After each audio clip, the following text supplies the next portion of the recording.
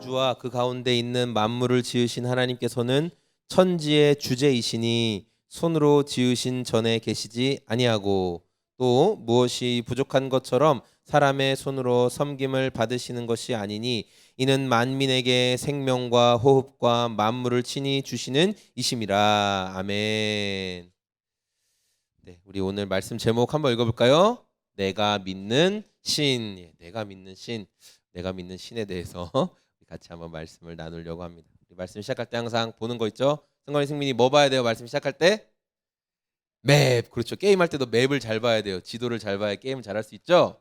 짜잔. 네, 오늘도 지도가 등장했습니다. 오늘 말씀도 바울이 아덴이라고 하는 아테네에서 말씀을 전한 내용이 여기 있죠. 아테네 맞습니다. 자, 아테네에서 있었던 일인데요. 바울이 이 위쪽에 있는 데살로니가에서 복음을 잘 전했어요. 그렇죠? 어떤 많은 사람들이 또 믿기도 했지만 데살로니가에서 항상 바울을 환영만 해줬어요? 반대하는 사람도 있었어요? 맞아요. 반대하는 사람도 있었어요. 그래서 그 바로 옆에 한 80km 정도 떨어져 있는 베레아라는 지역으로 얼른 몸을 피했죠. 베레아 사람들은 아주 신사적인 사람들이었어요. 그래서 바울이 하는 말을 잘 귀담아 들었고 거기서 끝나지 않고 스스로 성경을 읽으면서 정말 바울이 한 말이 정말 맞아? 하면서 말씀을 연구하는 사람들이었어요.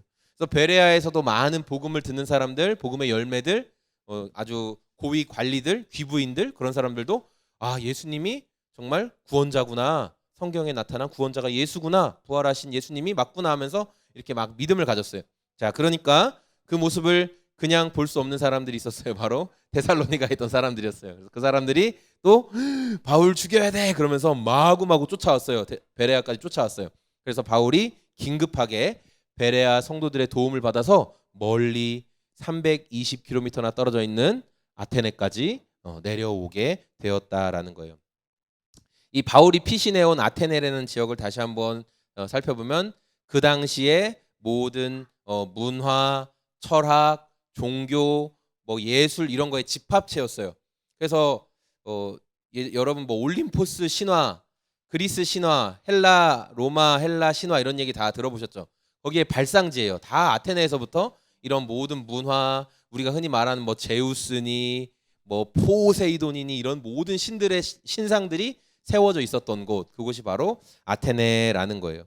그래서 학자들에 의하면요, 그 당시에 아테네에는 공식적으로 숭배하는 신이 300명, 300개의 공식적인 신전과 신상이 있었어요. 300개. 그러니까 제우스, 포세이돈, 아프로디테 이런 거 들어보셨죠? 그런 신들이 300개 있었고, 그리고 또 여러 가지 모양으로 조각된 신상만 약 3만 개가 넘게 아주 그냥 성 곳곳에 그냥 어디를 둘러봐도 다 이런 우상들이 가득했다라는 거예요. 그리고 공부 좀 했다는 사람들은 다 모여서 무슨 신화가 어떠니 철학이 어떠니 하면서 다 자기 얘기를 하기에 바쁜 곳이었다. 그래서 성경은 뭐라고 얘기하냐면 외국인들은 우리 21절 우리가 읽었던 말씀 중에 21절 끝에 보면 이런 말씀이 있어요. 나그네 된 외국인들은 가장 새로운 것을 말하고 듣는 것 외에는 달리 시간을 쓰지 않았다. 예. 그러니까 아테네에 온 모든 외국인들, 여행객들 그런 사람들은 다 와서 좀 새로운 철학 없어? 좀 새로운 가르침 없어? 신선한 거 좀 듣고 싶은데 그런데 시간을 쓰기에 바빴다라는 거예요. 그러니까 바울은 어디를 둘러봐도 전부 우상들만 있으니까 바울의 마음 가운데 분노가 치밀었죠. 자, 이곳에 보면 이렇게 지금도 이렇게 멋진 모습이에요. 근데 그때 당시에 저건 부서졌는데도 저 정도면 부서지지 않고 그대로 그 모양이 그대로 있었으면 얼마나 더 멋있었겠어요. 그 당시 사람들이 볼 때. 여러분 웅장한 건물 앞에서도 저는 그런 기분을 언제 느꼈냐면 저는 천안에 있는 독립기념관이 되게 조그만 줄 알았거든요. 그 애국가에서 이렇게 그 동상 같은 거 있는 거 보고 그냥 그런 줄 알았는데 가서 보니까 너무 큰 거예요. 아니 이 기둥이 이렇게 커? 맞아. 천장에 조각된 조각상이 저렇게 크구나 놀랬는데 이건 더 크죠. 엄청난 규모였어요. 그 당시 기술로 만들 수 있다는 게. 그러니까 사람들은 거기에서 엄청나게 열심히 우상 숭배를 했다는 거예요. 그러니까 바울의 마음 가운데 이렇게 곳곳에 다 우상 숭배하는 것을 보고 마음이 참을 수가 없었어요. 그래서 바울은 많게는 회당에서 유대인들이 모여 있는 회당에서 복음을 전하고 그리고 사람들이 모이는 시장에 가서도 너희들이 믿고 있는 신에 대해서 내가 좀 이야기를 하겠다. 그러면서 계속 복음을 전했다는 거예요. 아테네에 있는 수많은 철학자들, 배운 사람들이 말하는 신이 아니라 너희가 믿고 있는 그 300명 또 3만 명의 그런 신이 아니라 내가 말하는 죽으시고 부활하신 분이 있는데 내가 그분에 대해서 이야기하겠다 하면서 말씀을 전했다라는 거죠. 우리 22절 말씀 같이 한번 읽어볼까요? 시작. 바울이 아레오바고 법정 가운데 서서 이렇게 말하였다. 아테네 시민 여러분, 내가 보기에 여러분은 모든 면에서 종교심이 많이 있습니다. 그러니까 이 아테네의 시민들이 얼마나 그 종교심, 이렇게 제사 드리고 막 예배하고 이런 걸 얼마나 열심히 했는지 23절에 나오는데요. 우리 23절도 한번 읽어볼까요? 시작. 내가 다니면서 여러분이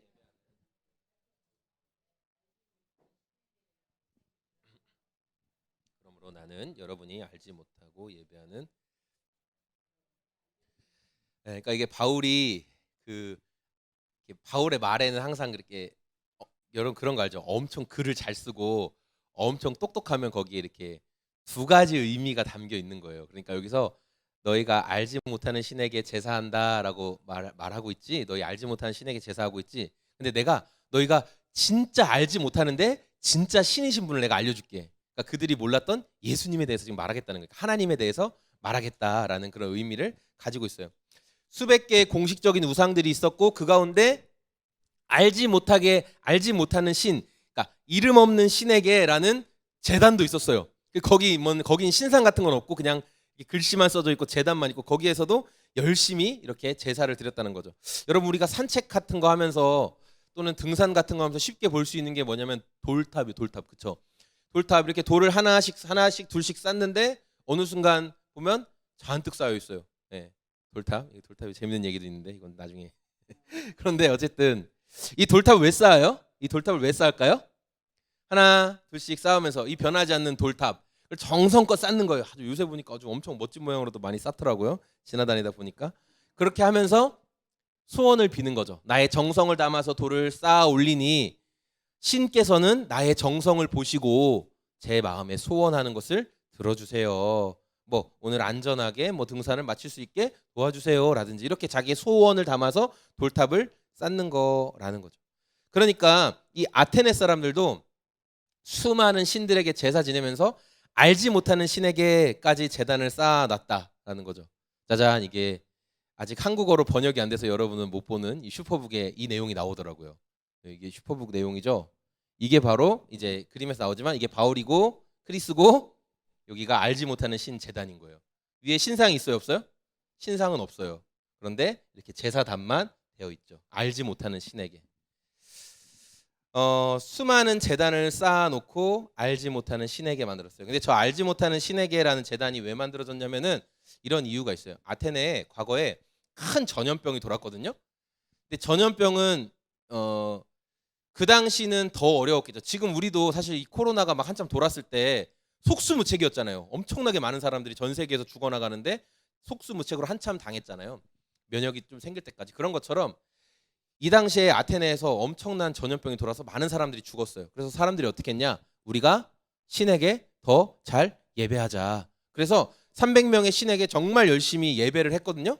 근데 전염병이 멈췄을까요? 계속됐을까요? 승민아? 네, 계속됐어요. 아, 눈치가 빨라요. 맞아요. 전염병이 계속되는 거예요. 멈추지 않고. 그래서 그때 그 아테네에 있던 한 철학자가 뭐라고 얘기했냐면 너희가 아마 알지 못하는 신을 노엽게 해서 이런 일이 벌어진 것 같다. 그러니까 너희가 알지 못하는 신을 달래드려야 한다. 이렇게 이야기를 한 거예요. 그래서 사람들이 그 말을 듣고 알지 못하는 신에게라는 제단을 만들고 이제 저기에 제사를 드리기 시작했다라는 거예요.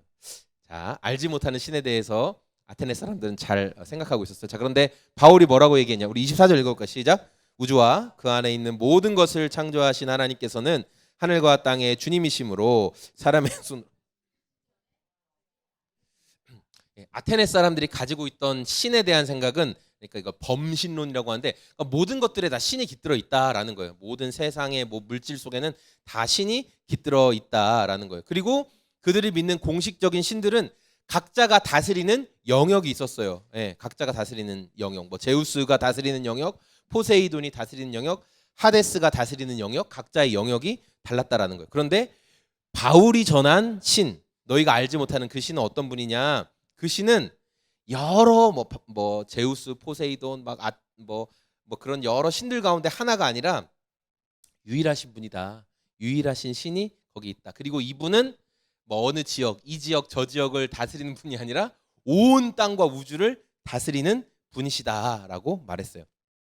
아테네 사람들은 신도 인간과 비슷하다라고 생각했거든요. 그래서 우리가 그리스 로마 신화, 뭐 올림포스 신화 이런 것들을 보면은 각 신들이 이렇게 하는 뭐 실수도 나오고 막 질투해가지고 누구를 어떻게 하고 막 그런 내용들이 나와요. 신들이 막 서로를 질투를 해요. 막 속이고 인간한테 속기도 하고 그런 모습들이 등장하거든요. 그들은 어떻게 생각하냐면은 제우스는 하늘을 다스리는 신이에요. 그럼 포세이돈은 어디를 다스리는 신일까요? 포세이돈. 바다, 맞아요. 바다를 다스리는 게 포세이돈이었어요. 그리고 하데스라는 자는 땅 아래 지옥과 같은 곳, 그런 곳을 다스리는 신이 있었어요. 그러니까 이렇게 다 각 지역을 다스리는, 각 영역을 다스리는 신이 있다. 그런데 바울은 아니야. 하나님은 여기저기를 다스리는 게 아니라 그냥 온 땅을 다 통치하시는 하나님이 있어라고 말해요. 그래서 이런 신화 속에 살고 있던 아테네 사람들은 각자가 믿는 그 신에 대한 마음도 달랐어요. 예를 들어 바다에 사는 사람들은 어떤 신을 최고의 신으로 생각했을까요? 포세이돈. 맞아요. 포세이돈을 최고의 신으로 생각해서 포세이돈에게 바치는 제사를 가장 귀하게 생각했죠. 또 농사를 지어서 이렇게 비나 하늘에서 내리는 비나 날씨가 너무 좋아야 되는 사람들은 또 제우스를 아주 극진히 모시는 그런 일들이 있었어요. 또 목축업을 하는 사람들, 동물, 짐승들을 키우는 사람들은 또 하데스는 이제 지옥의 죽음. 어쨌든 그렇게 맞아요. 그렇게 각자에게 맞는 신을 열심히 섬겼다라는 거예요. 그래서 내가 믿는 신, 그러니까 내가 하늘의 신을 믿거나 뭐 땅의 신을 믿거나 바다의 신을 믿거나 내가 믿는 신 이외에 다른 신에게는 막 그렇게 대단히 큰 관심이 없었어요. 나만 잘 되게 해주는 신만 있으면 되지. 다른 신들은 뭐 그냥 조심만 하자. 그 신이 노여워하지 않도록 그냥 조심하자, 이 정도였어요. 그런데 그래서 어떻게 생각했냐면 내 지역을 통치하는 신만 잘 섬기면 되고 그 신만 나한테 좀 뭐 관심이 있고 다른 신들은 나도 별로 관심이 없고 그 신도 나한테 관심이 없어라는 생각을 가지고 있었다라는 거예요. 그런데 여러분, 하나님은 어떤 분이에요? 하나님은 우리의 모든 생활에 관심이 있는 분이에요. 하나님은 진짜 오늘 승민이가 아침에 뭐 먹었는지, 뭐 먹고 살 건지, 어떤 옷을 입을 건지, 어떤 양말을 신을 건지에도 관심이 있는 분이 하나님이세요. 하나님은 그런 분이에요. 하나님은 우리와 인격적인 관계를 맺기를 원하시는 분이기 때문에 그래요. 인격적인 관계를 맺기 원하시는 분이기 때문에. 그래서 바울은 하나님은 어느 지역에 묶여 있는 분이 아니야. 하나님은 인간의 삶과 죽음, 복과 저주 모든 것을 다 통치하시는 분이야. 하나님은 너희 아테네 사람들이 생각하는 것처럼 나 잘되게 해주는 신, 내가 이렇게 잘 제사 드리고 잘하면 나 잘되게 해주는 그런 수단으로 섬기는 신이 아니야. 우리 인간들을 그리고 온 우주를 돌보시는 분이 하나님이야 라고 바울이 이렇게 이야기했던 거예요. 그러니까 이런 말이 아테네 사람들한테 너무 신선하게 들리는 거예요. 야, 이거 진짜 새롭긴 하네. 그들은 이렇게 멋진 신상을 만들어 놓고 신전을 만들어 놓고 거기에 제사를 잘 드리면 신이 그 장소에 머물러 있고 신이 자기들과 함께하고 복을 내려줄 거다, 그렇게 생각했어요. 그런데 바울은 뭐라고 얘기했어요? 하나님은 사람이 손으로 지은 성전에 거하시지 않아. 하나님은 그런데 머물러 있는 분이 아니야. 인간이 신을 위해 뭐 대단한 걸 많이 준비해도 하나님이 그것 때문에 이야, 오늘 뭐 기가 막힌 거 준비했구나, 내가 너희에게 더 큰 선물을 줘야 되겠구나, 그런 분이 아니야 라고 바울이 이야기했던 거죠. 바울이 아테네에 전한 복음은 그 사람들에게 굉장히 새롭게 다가왔어요. 여러분, 아테네 사람들도 신을 믿었어요.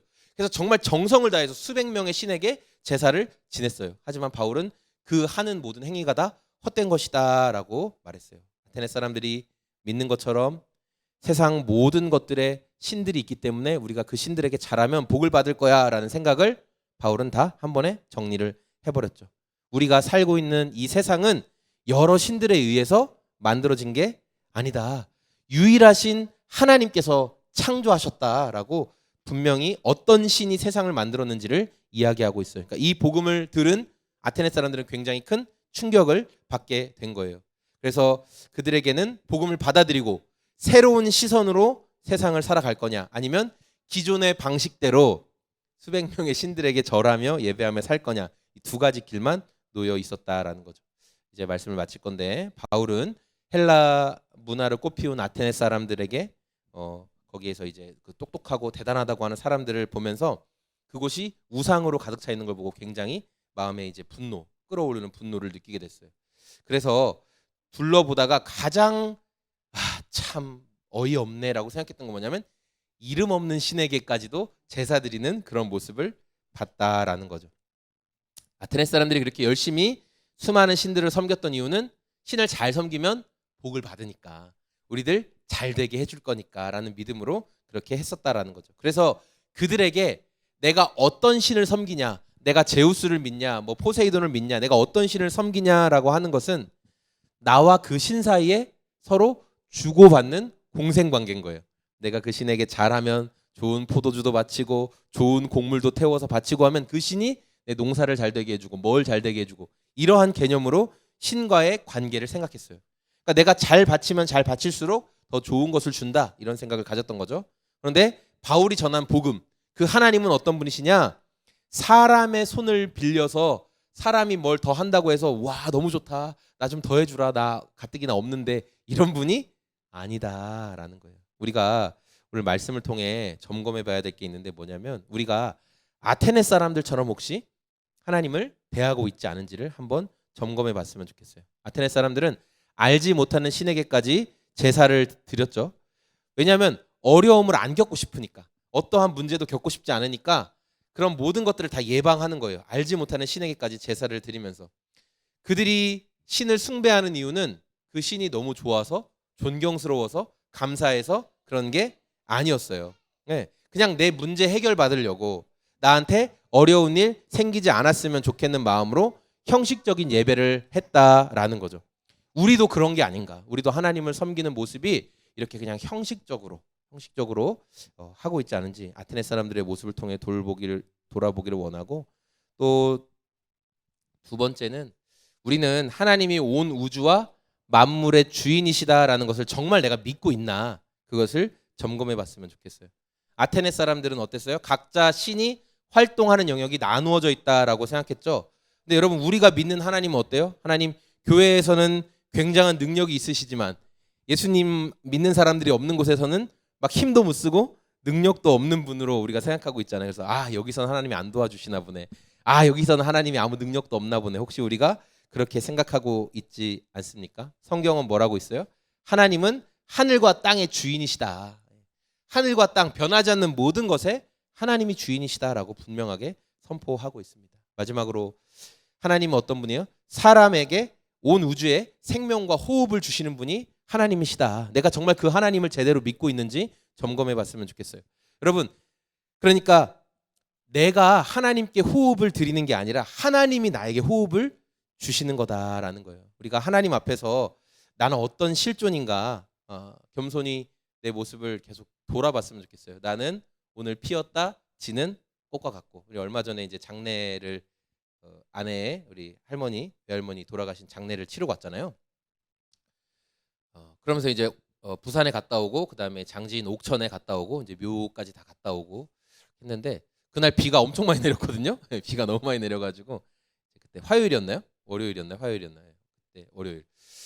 그래서 이제 오면서 이제 정말 그 비 내리는 비를 바라보면서 무슨 생각이 들었냐면 내가 이 땅에서 어떤 인간적인 업적을 어떤 걸 이루어 놨을지라도 금방 사라지겠구나라는 생각을 정말 많이 하게 됐어요. 그리고 오직 하나님 뜻대로 행했던 것만 남겠구나.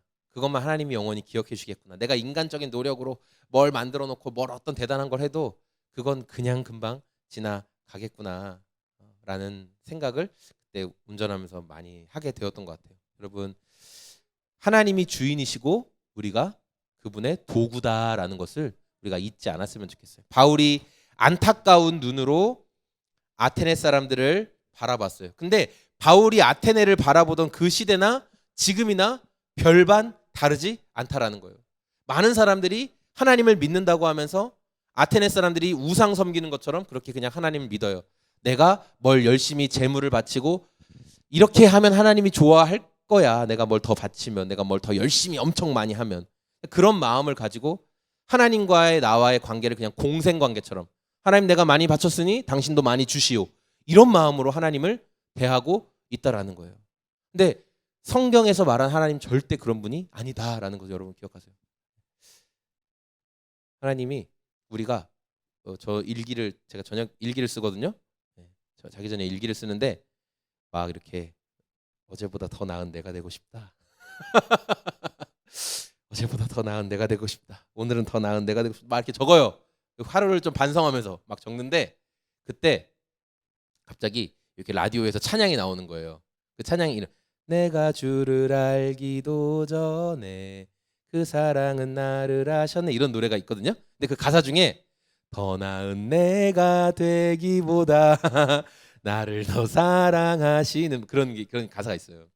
갑자기 그 가사가 딱 들리더라고요. 내가 어제보다 더 나은 내가 돼야지라고 막 애쓰고 막 뭔가 더 열심히 하고 그게 중요한 게 아니라 내 아버지 안에 머물러 있으면 그분을 닮는다는 거예요. 아테네 사람들은 신과 인간 사이에 그저 주고 받는 관계로 생각했다면 성경의 하나님은 인격적인 관계를 맺기 원하는 거예요. 여러분 자녀들이 우리 부모들을 향해서 그냥 뭐 항상 바라기만 하고 해줄 것만 요구하면 관계는 개선되지가 않아요. 그런데 부모와 우리 자녀들과의 관계 속에서 서로 더 인격적인 교제, 뭔가 항상 달라고 하는 게 아니라 어떻게 하면 서로 더 무엇을 해드릴 수 있을까라는 그런 관계들. 하나님은 우리와 그런 관계를 원하신다라는 거예요. 오늘 말씀을 통해서 정말 그 수천 년 전 아테네의 모습이나 오늘의 모습이나 하나님과 우리와의 관계가 혼탁해지고 또 제대로 된 복음이 아닌 수많은 세상 문화에 섞여진 기독교 이야기 속에서 저와 우리 소금제작소교회 모든 성도님들이 성경이 말하는 하나님 어떤 분이신지 그분과의 올바른 관계를 찾아가는 우리의 삶이 다 되시길 소망합니다. 아멘.